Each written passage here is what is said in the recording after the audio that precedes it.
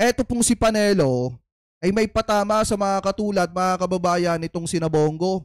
Nitong sina Bato de la Rosa, mga kababayan, sina Paulo Duterte, Sara Duterte, at netong sina Senator Amy Marcos. Ibig sabihin, yung mga senador, mga kababayan, na kaalyado po niya, yun po yung tinatamaan nitong mga sinasabi dito ni Panelo. Bakit, mga kababayan?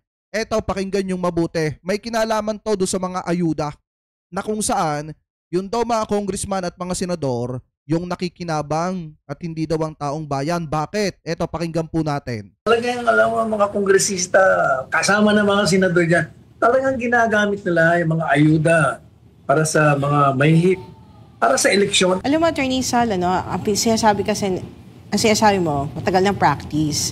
Pero itong sinasabi ngayon ng